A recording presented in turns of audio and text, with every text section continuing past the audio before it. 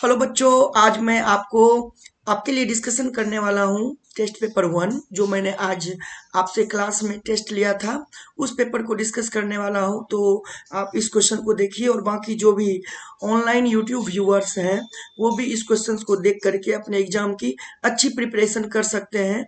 ये जो चैप्टर जो क्वेश्चन मैंने इंक्लूड किया है इस टेस्ट में, मैंने रे ऑप्टिक्स और मॉडर्न फिजिक्स के क्वेश्चन रखा है। चलिए अपन लोग इसको सॉल्व करते हैं और देखते हैं कि क्वेश्चंस को कैसे सॉल्व किया जाए और क्या सॉल्यूशन होगा। तो पहला क्वेश्चन ये है कि जब प्रकाश कांच से हवा में प्रवेश करता है तो उसका तरंगदैर्घ्य क्या होगा। तो जब कांच से हवा में प्रवेश करेगा तो तरंगदैर्घ्य यानी लैम्डा जो होगा वो बढ़ जाएगा, ध्यान रखिएगा, यानी ऑप्शन ए हो जाएगा। अगला क्वेश्चन है कि किसी फोटोन की आवृत्ति है न्यू, अगर सी प्रकाश का वेग है तो फोटोन का संवेग क्या होगा। तो फोटोन का संवेग यानी पी बराबर होता है एनर्जी ई अपॉन में सी। तो एनर्जी ऑफ फोटोन को अपन लोग लिखते हैं एच न्यू अपॉन में सी। तो एच न्यू अपॉन में सी जो है हमारा बी में है, तो ये हमारा इस क्वेश्चन का आंसर हो जाएगा। नेक्स्ट क्वेश्चन जो है वो है किसी पदार्थ का कार्यफलन है 4 इलेक्ट्रॉन वोल्ट, फाई का मान दे रखा है 4 इलेक्ट्रॉन वोल्ट फाई का मान, और आपको कह रहा है थ्रेशोल्ड वेवलेंथ क्या होगा।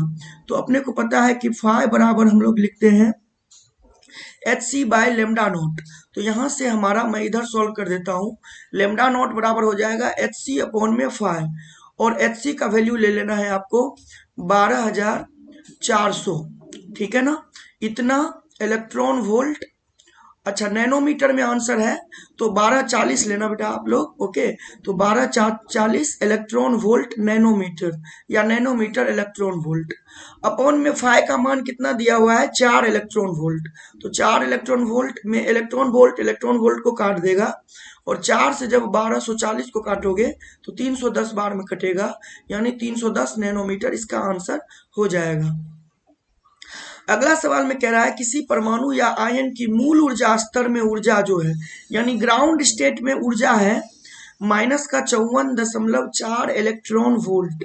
कह रहा है यह कौन सा परमाणु या आयन है। तो अपने को पता है एनर्जी nth सेल का लिखा जाता है माइनस का 13.6 इलेक्ट्रॉन वोल्ट, है ना, गुना में Z square by N square, okay. अब n हमको कह रहा है पहले मूल ऊर्जा स्तर में n का मान 1 हो जाएगा, तो 1 हो जाएगा, और टोटल एनर्जी दे रखा है -54.4 इलेक्ट्रॉन वोल्ट, तो ये बराबर हो जाएगा -13.6 इलेक्ट्रॉन वोल्ट गुना में जेड स्क्वायर, ठीक है ना। अब बटा में 1 का स्क्वायर, तो यानी 1 हटा सकते हैं, तो इससे जो है ये पूरा 4 बार में कट जाएगा, यानी कि यहाँ से जेड स्क्वायर का मान जो हो जाएगा वो 4 के बराबर, यानी जेड बराबर हो जाएगा 2 के।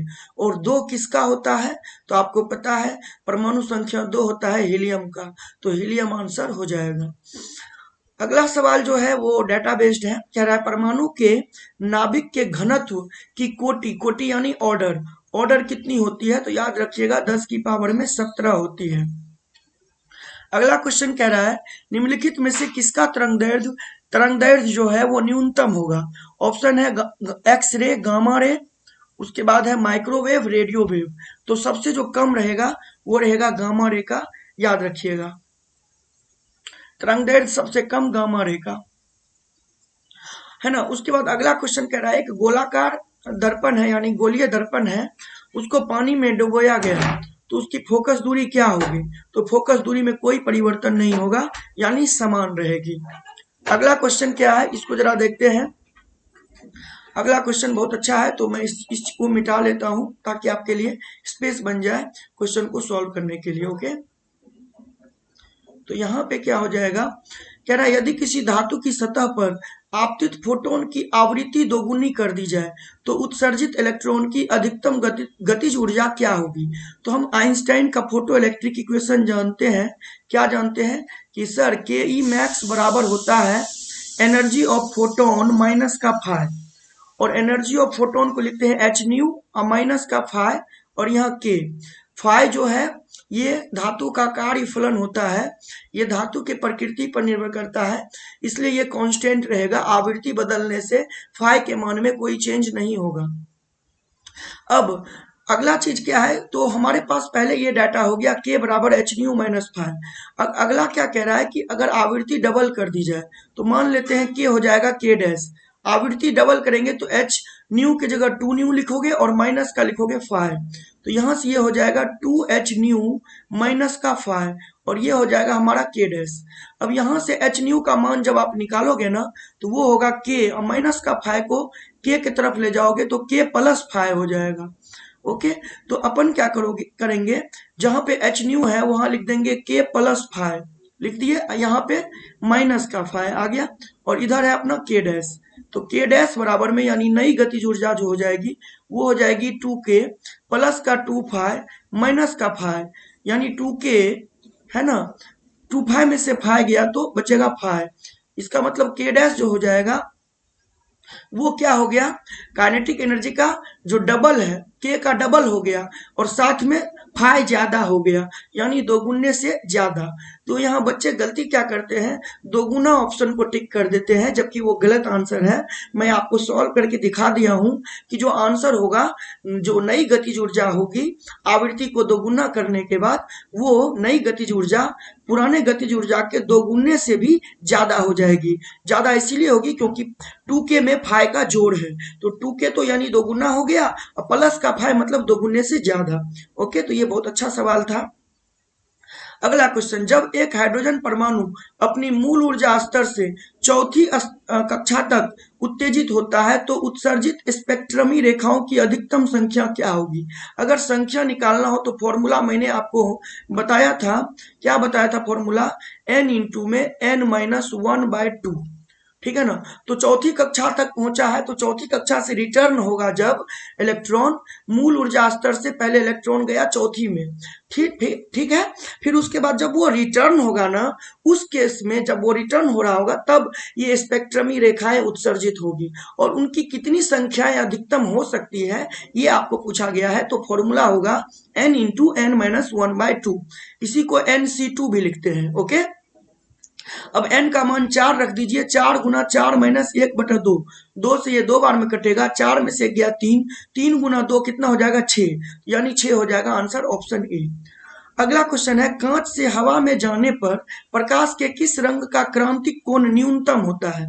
तो हवा में जाना है तो अपने को पता है थीटा सी बराबर फॉर्मूला होता है sine inverse one by mu. अब जिसका म्यू ज्यादा होगा उसका थीटा सी कम होगा, ठीक है, और म्यू किसका ज्यादा होगा, तो कॉची के अनुसार कल मैंने आपको वीडियो सॉल्यूशन में बताया था, जो मैंने वन शॉट वीडियो लिया था, तो कॉची क्या बोलता है कि जिसका लेमडा ज्यादा उसका म्यू कम, और जिसका लेमडा कम उसका म्यू ज्यादा। तो लेमडा कम किसका होता है, बैगनी कलर का, इसका मतलब बैगनी कलर का म्यू ज्यादा होगा, यानी बैगनी कलर का म्यू अगर ज्यादा होगा तो उसका क्रांतिक कोण कम होगा, तो ऑप्शन हो जाएगा डी। अगला क्वेश्चन है 11 नंबर, विक्षेपण क्षमता निम्न में से किस पर निर्भर करती है। तो आंसर हो जाएगा प्रिज्म के पदार्थ की प्रकृति पर, कल मैंने वीडियो सॉल्यूशन में ये भी बता दिया था। अगला, जब एक इलेक्ट्रॉन चौथी कक्षा से दूसरी कक्षा में छलांग लगाता है तो उसको क्या प्राप्त होगा, यानी 1 2 3 4, ये हो गया 1, ये हो गया 2, ये हो गया n बराबर 3, ये हो गया 4, चौथी से दूसरी कक्षा में, ठीक है ना। यानी जब भी दूसरी कक्षा तक आए तो समझ लीजिए, पहली कक्षा तक आए तो लाइमन श्रेणी, दूसरी तक आए तो बामर श्रेणी, क्या क्लियर है, यानी बामर है। अब बामर का कौन सा लाइन ये भी ध्यान देना है, तो 3 से 2 पे आता तो पहला लाइन, 4 से 2 पे आया तो दूसरा लाइन, यानी बामर श्रेणी की दूसरी रेखा, ये हो जाएगा आपका आंसर। ओके, अगला है परमाणु द्रव्यमान इकाई इनमें से कितनी ऊर्जा के समतुल्य होता है। तो आंसर याद रखिए 931 मेगा इलेक्ट्रॉन वोल्ट। अगला, रेडियो एक्टिव तत्व की अर्ध आयु हाफ लाइफ पूछा है, तो हाफ लाइफ का जो फॉर्मूला होता है वो होता है ln2 बाय लेमडा, और ln2 को लिखते हैं 0.693 बाय लेमडा, यानी ऑप्शन बी सही हो जाएगा। यहाँ पे जो लेमडा है ये तरंगदैर्घ्य नहीं है, यहाँ जो लेमडा होता है ना वो डीके कांस्टेंट होता है, डीके कांस्टेंट यानी क्षय नियतांक। ओके, अगला, यदि लेमडा नॉट धातु की देहली तरंगदैर्घ्य है यानी थ्रेशोल्ड वेवलेंथ, तो धातु का कार्यफलन क्या होगा, तो फाई बराबर होता है hc बाय लेमडा नॉट, ये फॉर्मूला। तो हमारा आंसर कौन सा हो जाना चाहिए, बी नंबर। अगला कह रहा है यदि किसी कण का द्रव्यमान m है, वेग v है, ऊर्जा E है, तो इस कण का डी ब्रोगली तरंग दैर्ध्य क्या होगा? तो लेमडा बराबर में h by under root of 2 गुना m गुना E होता है। मैंने आपको क्लास में पढ़ाया हुआ है। तो ये सी नंबर इसका आंसर हो जाएगा। अगला निकट दृष्टि दोष है यानी मायोपिया है, तो उसके निवारण के लिए कौन सा लेंस उपयोग करेंगे? तो अवतल लेंस। अगला कह रहा है परमाणु अभिक्रिया में लुप्त पद है यानी यहाँ क्या होगा? यहाँ क्या होगा? तो यहाँ देखिए 5 और 2 7, 7 बैलेंस हो गया, ऊपर 10 और 4 14, 14 बट यहाँ 13 ही है यानी ऊपर में 1 होना चाहिए। ये तो किसके साथ होता है? न्यूट्रॉन के साथ। तो यहाँ पे न्यूट्रॉन हो जाएगा यानी ऑप्शन हो जाएगा बी। अगला क्वेश्चन है एक समबाहु प्रिज्म के पदार्थ का अपवर्तनांक है √3, तो न्यूनतम विचलन कोण कितना होगा? तो अपने को पता है समबाहु प्रिज्म है तो प्रिज्म कोण हो जाएगा 60 डिग्री। तो फॉर्मूला लगाइए म्यू बराबर में साइन डेल्टा मिनिमम प्लस ए, है ना, और बटा में 2, और यहाँ पे बटा में साइन ए बटा में 2। अब ए के जगह में आप 60 डिग्री रखिएगा तो ये वाला बन जाएगा साइन 30, और साइन 30 का मान हो जाएगा 1/2। यानी यहां से क्या हो जाएगा? म्यू के जगह लिखिएगा आप √3, यहां लिखिएगा साइन डेल्टा मिनिमम प्लस ए बटा में 2, और बटा में नीचे में साइन 30 का मान 1/2। तो 2 पलट के जाएगा पहले ऊपर और फिर 2 को लेके आएंगे √3 के तरफ, तो हो जाएगा √3/2, और ये बराबर में हो जाएगा साइन डेल्टा मिनिमम प्लस ए बटा में 2। अब मैं आपको यहाँ पे बता रहा हूँ, उधर स्पेस का अभाव है, तो √3/2 साइन 60 के बराबर होता है, तो इधर हो जाएगा साइन 60, तो इधर भी साइन 60 और इधर भी साइन, दोनों तरफ से साइन को हटा दीजिएगा तो ये हो जाएगा 60 डिग्री। 60 डिग्री बराबर में डेल्टा मिनिमम प्लस का ए के जगह अगेन 60 बटा में 2, 2 जाएगा 60 से गुना होने तो 120 हो जाएगा, 120, और ये वाला प्लस 60 को इधर लेके आओगे तो माइनस का 60, और ये बराबर हो जाएगा डेल्टा मिनिमम। तो 120 में से 60 गया तो 60 बचेगा यानी ऑप्शन डी। ठीक है, तो डेल्टा मिनिमम यानी न्यूनतम विचलन कोण जो हो गया वो हो गया 60 डिग्री। अगला क्वेश्चन कह रहा है हाइड्रोजन स्पेक्ट्रम की कौन सी श्रृंखला अवरक्त क्षेत्र में है? तो लाइमन जो होता है वो यूवी रीजन में होता है, पराबैंगनी में, बामर दृश्य प्रकाश में, और उसके बाद का सारा अवरक्त में होता है। तो लाइमन हो गया, बामर हो गया, अब पाश्चन होना है यानी ऑप्शन सी नंबर इसका सही आंसर हो जाएगा। ब्रैकेट फंड सब जो है वो सब अवरक्त क्षेत्र में है। अगला क्वेश्चन है हवा में जो एक लेंस है उसका म्यू का वैल्यू दिया हुआ है, उसकी फोकल लंबाई दी हुई है, उसका 1.5 अपवर्तनांक के एक माध्यम में रखा जा रहा है।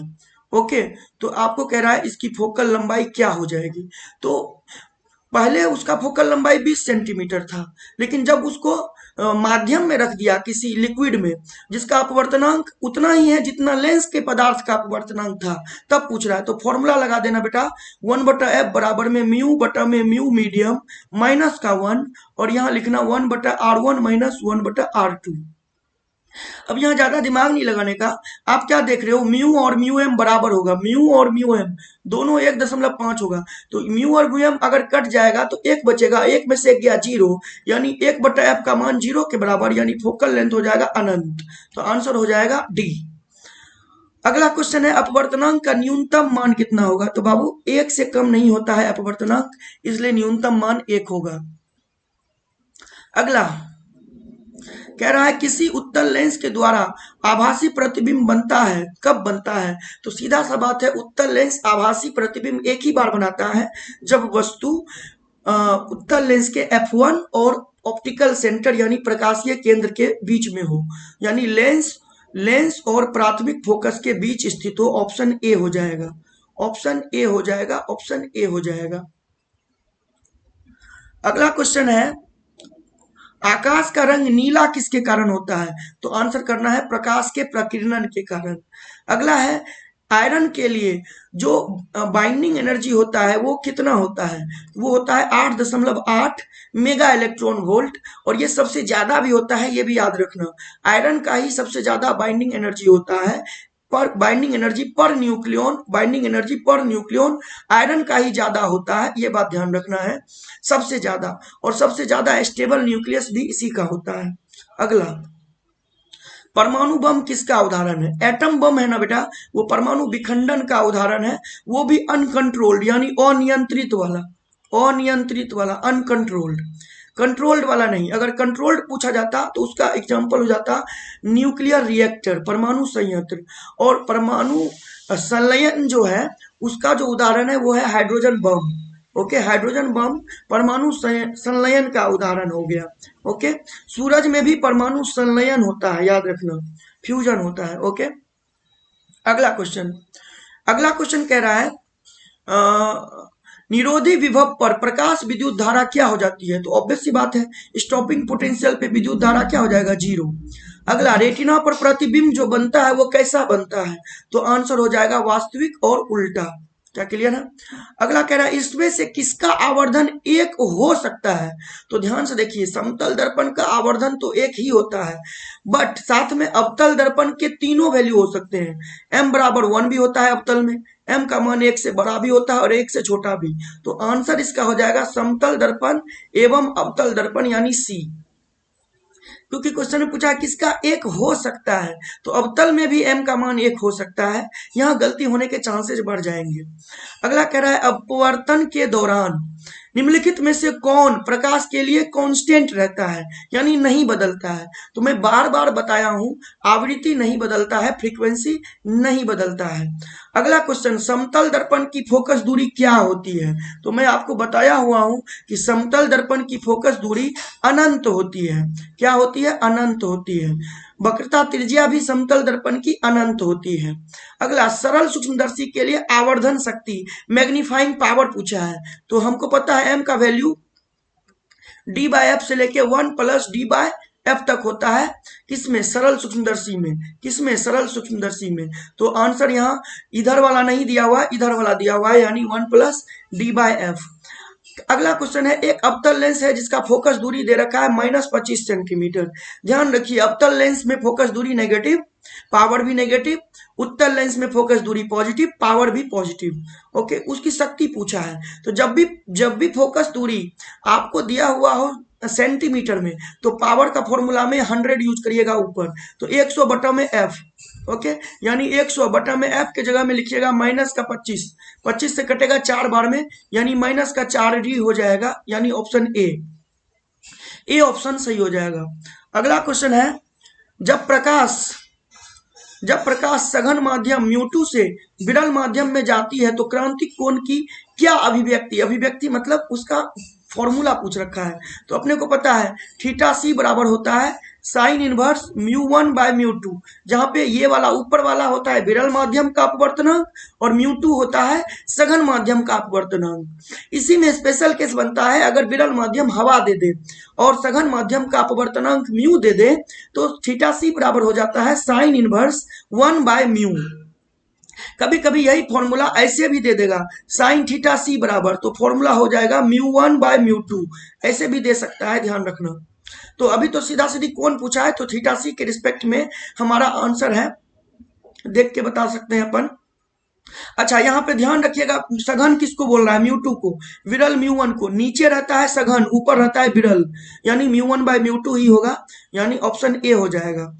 अगला, ऑप्टिकल फाइबर, हिंदी में बोलते हैं इसको प्रकाश तंतु।